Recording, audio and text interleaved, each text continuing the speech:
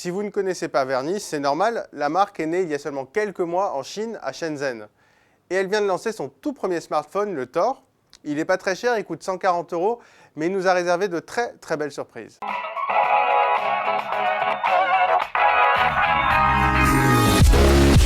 Visuellement, le Tor fait vraiment dans le classique, avec un design très arrondi, un petit peu comme un galet, et ce qu'on voyait il y a quelques années avec par exemple le LG G2. Au niveau des matières, on ne trouvera pas de métal ou de verre, mais une sorte de silicone qui est finalement assez doux au toucher. Globalement, le smartphone est très agréable à prendre en main, et son format 5 pouces devrait vraiment convenir à tout le monde.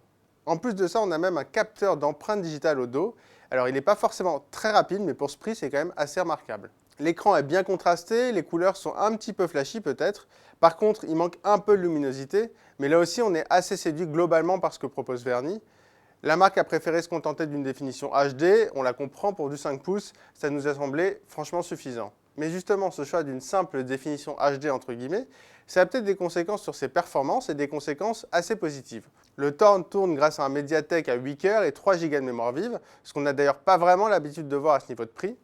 Et dans les faits, ça fonctionne très bien parce qu'on a pu jouer à pas mal de jeux, et même quand ils étaient assez gourmands en performance. Et pour mieux comprendre cette bonne impression, on a réalisé des benchmarks, soit AnTuTu 5 et soit AnTuTu 6. Et là aussi, les scores sont assez bons, ils sont même aussi bons qu'un Honor 5X, et 30% au-dessus de ceux d'un Xiaomi Redmi 3, ce qui est assez étonnant. À l'usage au quotidien, les menus sont assez fluides, et au niveau logiciel, Verni s'est pas vraiment foulé puisqu'il tourne sur une version stock d'Android Marshmallow.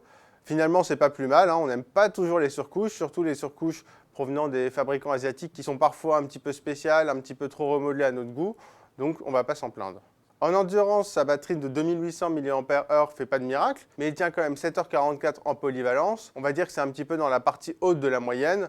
En gros, il tiendra la journée sans problème. Pas de miracle non plus en photo, mais il fait le job avec ses 13 mégapixels.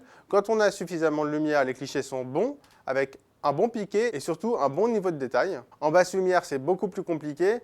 Ça manque clairement d'exposition, même si étonnamment, les détails sont encore là. Le Tor est aussi très correct en vidéo, avec un rendu assez fluide et plutôt stable. On ne connaissait pas du tout Verni, on ne savait pas vraiment à quoi s'attendre. On a été assez bluffé par ce premier smartphone. En fait, il n'a pas vraiment de points faibles et il est compatible, ce qui est assez rare, avec toutes nos fréquences 4G. À 140 €, on en a vraiment pour notre argent et il mérite largement ses 5 étoiles.